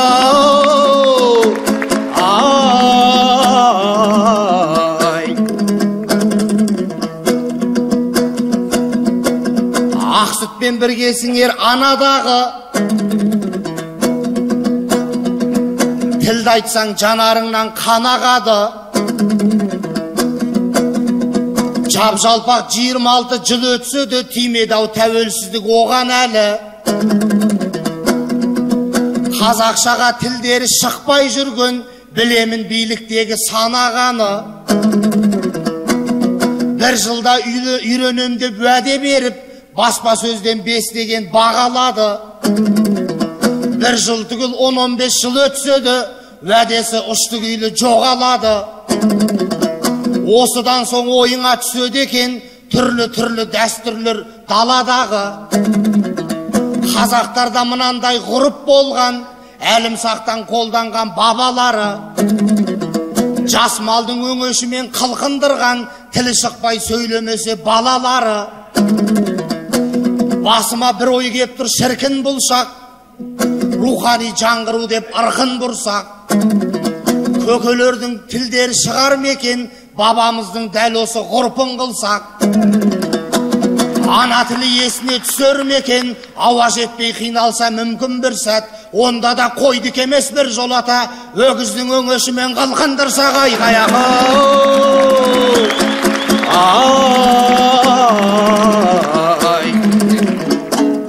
атыңнан айналайын азаттығым, қазақтың ұмыттырған азат мұңын. Арам өліп қалмаспыз ет жемесек, ең басты мәңгі болсын азат күнім. Алладан сенен басқа тілеуім жоқ, ей менің азат күнім, ғажап күнім. Ақыр заман болғанша аман сақта, қазақтай қайман елдің қазақтығын. Әгигәгім, әгигәгім, атыңнан айналайын еркіндігім. Айықпас дауа тапты дердім бүгін, бастан ноқта аяқтан тұсау кетті. Қазағым желбін бүгін, серпіл бүгін, жігердің ұшқынымен алаулаған өрнамыз өшір алсын өртіңдігім. Ей Алла, қияметке дейін жеткіз қабырғалы қазақтың еркін күнін. Әгигәгім, әгигәгім, атыңнан айналайын бостандығым, бостандығым алашқа шашқан нұрын. Бабалар талай ғасыр аңсап өткен арманның азуынан асқан күнім. Саясаттың салқыны солдырмасын, азат күнде гүлімнің ашқан бүрін. Дүние тұрғанынша тұрып қазақ, тәуелсіз боп қарсы алсын мақшар күнін. Әгигәгім, әгигәгім, атыңнан айналайын егемендік, жырлайын өміріңді өрелең қып. Жасаған даналарым көрегендік, жасаған бабаларым еренерлік. Ей Алла, қазағымның даңқын асыр, көш басында жүретін кемел ел қып. Алталаш үш жүзіме жауап берсін, батыстан күн шыққанша төбеден құт. Әгигәгім, әгигәгім, атыңнан айналайын көрерменім, мен едім айтыстағы өлерменің. Ойымның нәрін алған тереңдерім, сөзімнен сөл айырған шеберлерім. Ықылас пейіліңді сағынбасам, торғайдан табан тозып келермедім. Осымен қошаман бол көріскенше, келелі кешке келген кемелдерім. Қартайдың деп айтып жүр жастар маған шалсың деп, шалдуарлау өлеңдерін. Өлгенімше пайдалан керегіңе, қазаққа пайдам тисе егер менің. Шыбын жаным шыққанша мен сендікпін, аяйтын ештеңем жоқ сенен менің. Әгигәгім, әгигәгім, атыңнан айналайын үрістемім, алашқа айтып жүрген жыр үстемін. Жортқанда жолың болып айналайын, бағы дәулет береке болсын ырыс төрің. Өмірдің бәйгесінде жүлде бермей, шапқан сайын ашылсын тыныс демің. Әгигәгім, әгигәгім,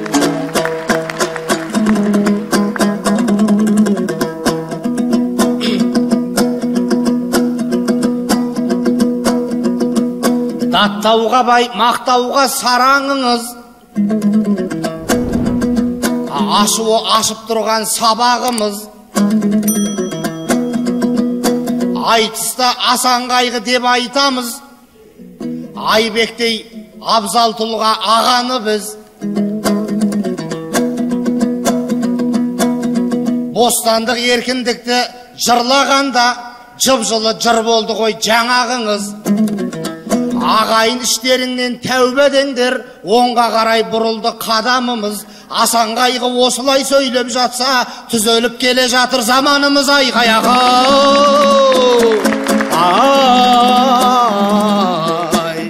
халқымның бірге кәдесіне жарайын деп, жүзімді бір көрсінші сарайым көп. Айбектей ағамменен шықтым міне, арнама асып-тасып толайын деп. Бұл кісі де әрине ойламайды, жамбылдай жүзге дейін шабайын деп. Айтыс сайын ақырын айтып жүр ғой, қазылар қатарына барайын деп. Айтыстың ақтан кері Айбек болса, мұндағы қуанар ед талай үмбет. Ерке бұлан айтты ғой кеше ғана, кішкене ойланайық ағайын деп. ауырсам да сахнаға шыққан жоқпын, ағамды аяғынан шалайын деп. Мен қайта алдарыңа келіп тұрмын, ағайын тарихта жақсы атпен қалайын деп. Айбек ағам биікке жету үшін тым құрса баспалдағы болайын деп. Жақсылыққа келгенде мерген едім, ағайын Семей деген төрден едім. Осыдан 15 жыл бұрын мен де айтысқа 15 жасымда келген едім. Өздеріңіз опынып өксіп жүрген Ораздың да тәрбиесін көрген едім. Қазыдағы отырған ағаларға қаздай боп соңдарынан ерген едім. Қасымдағы Айбектей ағамызды әкемнен дей алмаймын, кем көремін. Оныңды қазыларға аманаттап, жолымды ізгілікпен мен беремін айқаяға.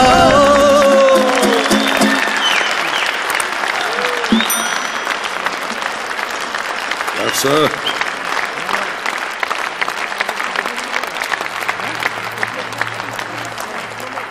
Қазылар алқасы Айбек Қалиевтің өнеріне баға берсеңіздер екен. 10, бірыңғай 10. Рүстем Қайыртайұлы қалай айтысты? Нұртөре. 9, қалғаны 10.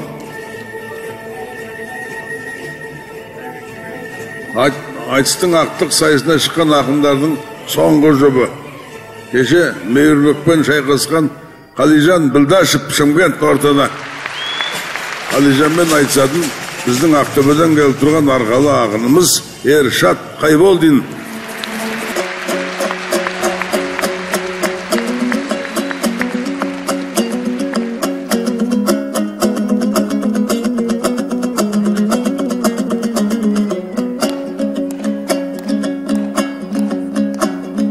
Алматы кір жұқтырмай арлатыңа, 91-де қондырдың хандатына. Ассалаумағалейкум сәлем бердім, жұмыр жердің жетісу жәннатына. Желтоқсанның желіне төтеп бердің, көңілге мұң көйлекке қан қатыра. Біздің жастар емес пе қарсы тұрған Колбиннің 5500 солдатына. Ерлерің жұлқынады жауға атыла, жеріңде бұлқынады тау жапыра. Жер сілкіну заңдылық бұл қалада, Алматы болдың талай таңға куә. Қара жерді сілкінту не тұрады, бар әлемді сілкінткен Алматыма ухилля лилилилля лилля.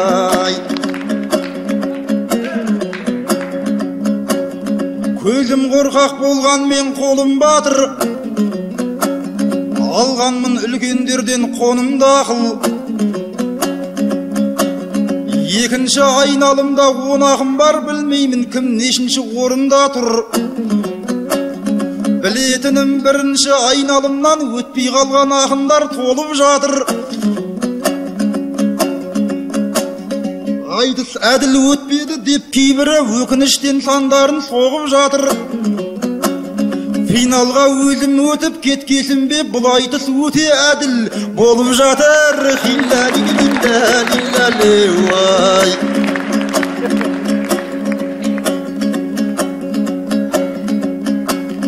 Өнерді ес білгелі серік қылдым, сондықтан сал серідей желік қудым. Ең үздік айтыскерлер жиылыпты, намысы бір болғасын бөрік тұлдың. Барлығы да жыл бойы айтыстарда бас бәйгелер алыпты, жеңіп қырғын. Мен бейбақ бір бас бәйге алмаппын-ау, дүние-ай неге сонша кеміттірдің. Тізімніңде мен тұрмын ең соңында, оны да жарнамадан көріп білдім. Соңында қалып қою ұят екен, ұялғаннан қайтейін өліп тірілдім. Кімнің кім екендігін көрсетуге осы айтыстың есігін теуіп кірдім. Ал ағайын қиқулап отырғайсың, өзімнен соң өзіңе сеніп тұрмын. жыл соңында ең үздік ақындардың ең алдына шығуға келіп тұрмын. Хилла-ли-ли-ли-ла-ли-ла-ли-уай.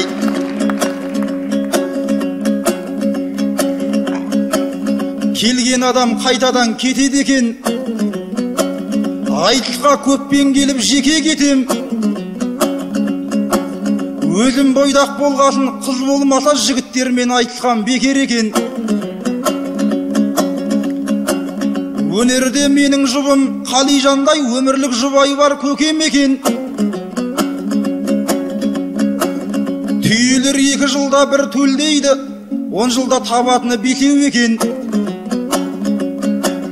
Ал енді Қалижанның жеңгемізге 10 жылда таптырғаны 2 екен.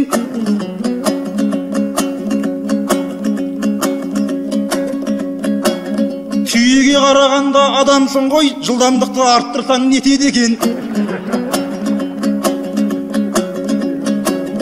Аңқаулығы түйеге ұқсағанмен жалқаулығы одан да бетер екен.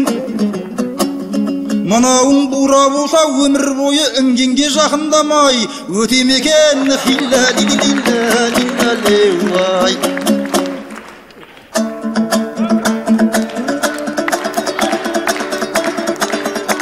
Шоп!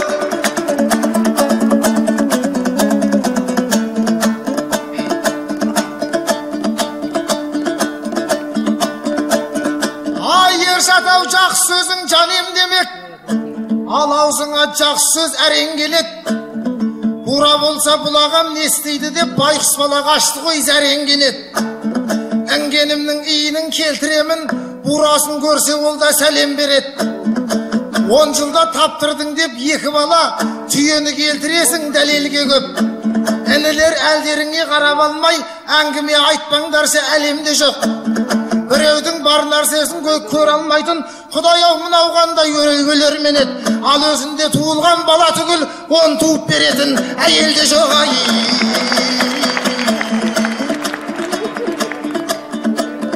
Ай, кім келіп бұл өмірден кім кетпеді? Кім жетіп бұл бақытқа кім жетпеді? Азаттықтың арайлы таң атқан соң бейбіт күн нұрын шашып тұр көктегі. Азаттықтың айтысы ақындарға азаматтық таныту міндеттегі. Ағайынмен алайын амандасып, осы еді аталардың үлгі еткені. Ардақты пайғамбарым бұл сәлемді алу парыз беруді сүннет деді. Ассалаумағалейкум мұсылмандар, Аллаға шексіз шетсіз құрметтері. Ең бірінші жәннатқа кіретұғын ең соңғы пайғамбардың үмбеттері.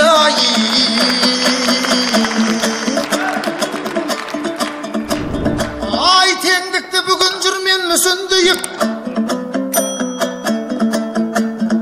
Азаттық басқа қонған құсым дейік. Қанша адам қолы жеткен, қолы жетпей қыршын кеткен. Аңсаған тәуелсіздік үшін киіп. Жылап жүріп қол жеткен теңдігімнің қадірін біздер қалай түсінбейік. Мәңгілік ел болуда оңай емес, іргелі ел болдық деп ісінбейік. Теңдікті сақтау үшін бірлік керек, ырысты ынтымақпен ішіп жейік. Алматы азаттықтың анасы ғой, ан алдында біз қалай кішірмейік. Аллам нұрын жаудырса мәңгілікке, ақ жаулығын басынан түсірмейік.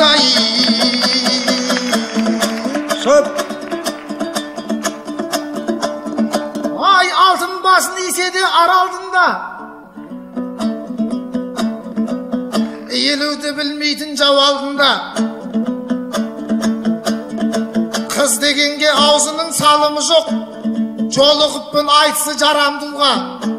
Сен бойдақ жүр дегенге сен алмаймын, обалы болады ғой обалдыңда. Үйленбей жүргеніне қарағанда техникалық ақаулар бар аумында.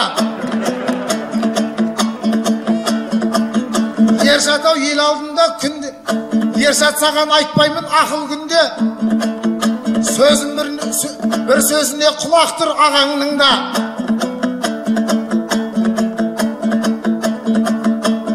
Қыздарға сөз өтпейтін жігіттерге неше түрі ашылды қабардың да. Бауырым бақытты боп өмір сүрші қаламаймын қанауын танаудың да. Қалағаның сол жерден шығып қалар, бір қатысып көрсейші қалаулымға.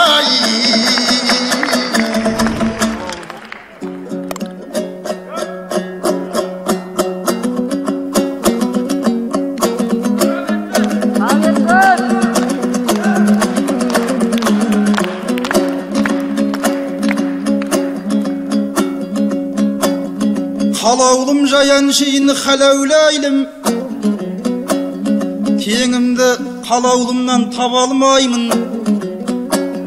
Ол жақта жұлсыл жүрген замира бар, ренжіме замираны ала алмаймын.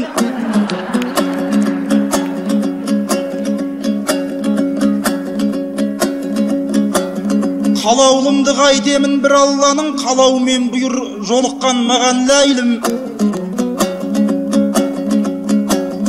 Дұға тілеп үйінде қалып қойды, баспайге болсын деп тек алар бәйгін.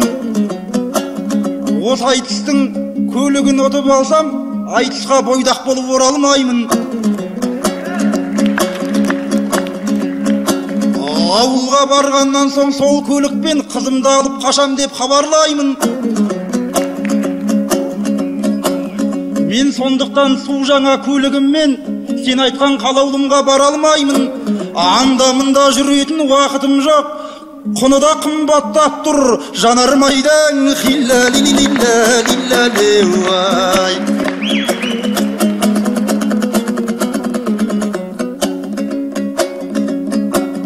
Бойдақтың көрген күні бос дейсіңдер, үйленіп отау құрып өс дейсіңдер. Содан соң халық санын көбейтуге өздеріңде бір үлес қос дейсіңдер. Пайғамбарда үйленген 25-те менің неге бойдақтығымды кешпейсіңдер. Бұйырса отау құрсам Ершаттың да көп балалы болғанын естейсіңдер. Жастарға ақыл айтқыш ағалар-ай, үйде бірақ көп нәрсе шешпейсіңдер. 10 жылда таптырғаның 2 бала, неге басқа мәселеге көшпейсіңдер? Жеңгеме 5 жылда бір жақындайсың, сонда қалған уақытта не істейсіңдер?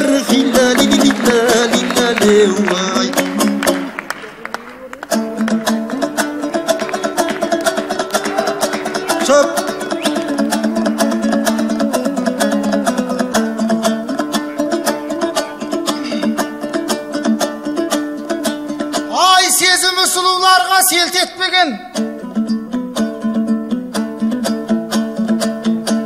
әлі бала екен ғой ертек деген.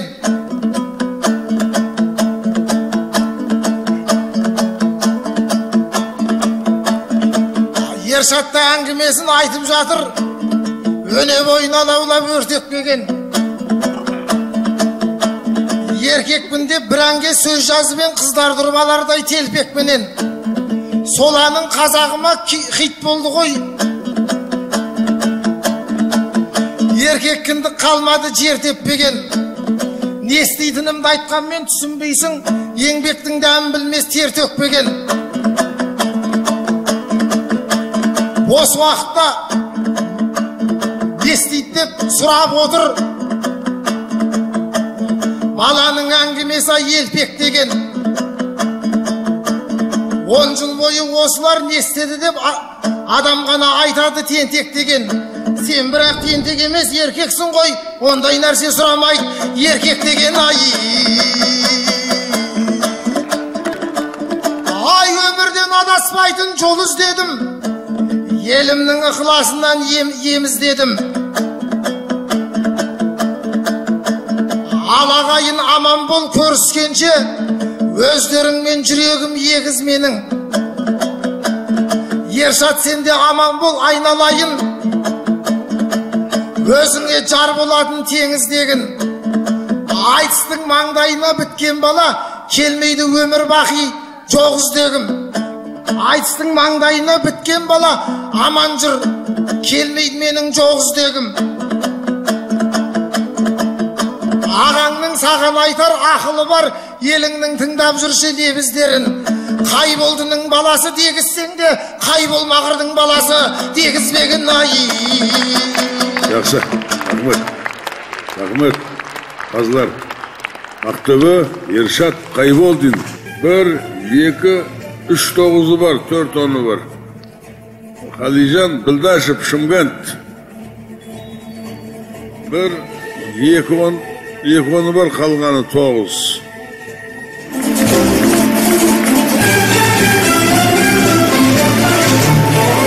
Сонымен жылдың қорытынды айтысы тәуелсіздікке тарту деп аталған аяқталды. 18 ақын қатысты, 8 ақын финалға шықты.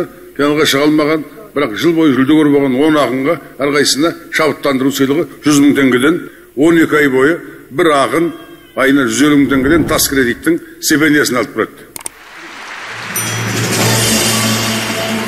Кімді көресің? Жалпы сомасы 1 миллион 800 мың болатын, ай сайын алынып отыратын 150 мың теңге сыйлықты осы жерде әдемі, керемет айтыс көрсеткен Әсем Еже алады.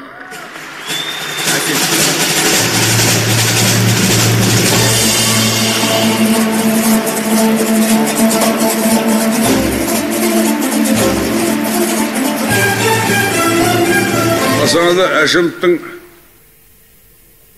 атындағы қор бар, шығармашылық, яғни Астанада Әшімов қоры. Соның директоры, Асекеңнің бәйбішесі, келіншегі Бағдат Әшімова. Тапсырат сыйлығын.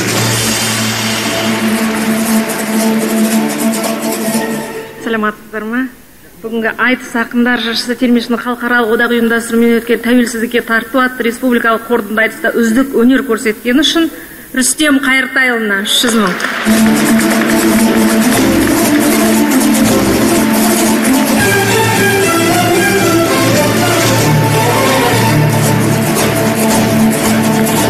Біз әуелде 4 ақ жүлде тағайындап, қазір көбейттік, демеушілермен ақылдасып отырып. Біз енді 3 адамға солай ғой, 3-ші орын берейік деп тұрмыз. Енді аз да болса көптей көріп қабылдаңыздар. Мұны кім тапсыратын еді? 3-ші орынды. Жанарбек кел. Бұл әрқайсысы 200 мыңнан. Ершат Қайболдинге.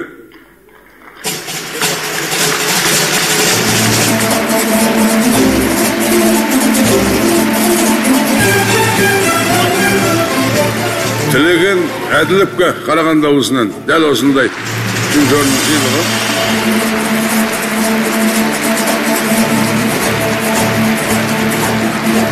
Және Шымкенттің дүлейі Қалижан Білдашевқа дәл осындай 3-ші орын сыйлығы.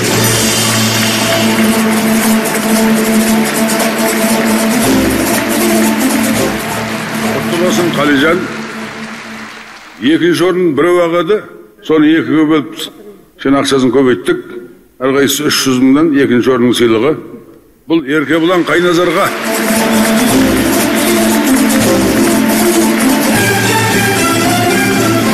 Дәл осындай 2-ші орынның жүлдесі Мейірбек Сұлтанханға.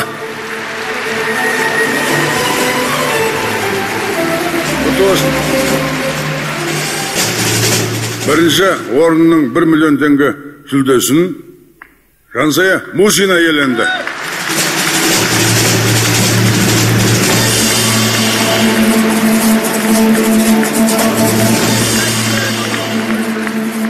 Қорытынды айтыстың бас жүлдесі бұл айтыстың ақтаңғары деген атақ, кеудеге тағатын төсбелгі медаль, және мына есіктің алдында тұрған Шевроле деген автокөлік 4 миллион 300 мың, соны Астанада Әшімов өз қолымен тапсырады.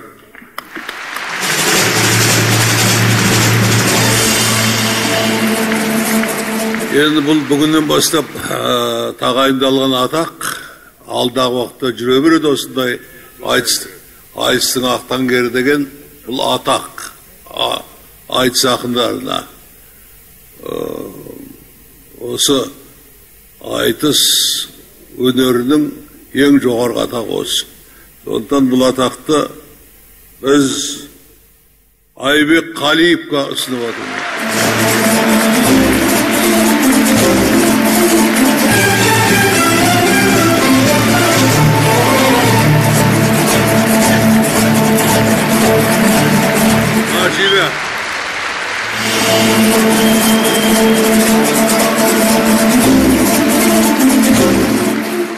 айтыстың атанғанда ақтаңгері, қабырғалы қазақтың мақтан делі. Аллам өзі жеткізді дәрежеге, білмеймін баптан беді, бақтан беді. Есенқұл Ерікпенен Әзімбектей марқұмның жайлы болсын жатқан жері. Отауызды ораздай оғланыңның ор болып қалушы еді шапқан жері. Міне солар айтыстың ақтаңгері. Аманжол Меліс-Серік Мұхамеджан айтыстың қазыналы тапқан кені.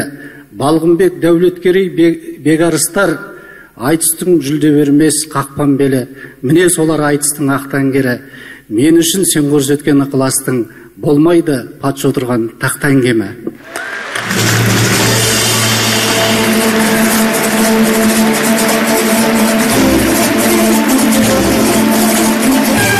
Едінесін отырыстар айтыс осымен аяқталды.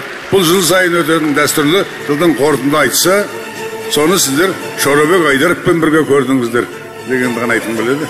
Отбасыларыңызға береке, бірлік, ырыс, ынтымақ болсын. Аман жүріңдер, сау жүріңіздер, күліп жүріңіздер. Бір-біріміздің жүзімізге тіке қарауды Алла нәсіп етсін.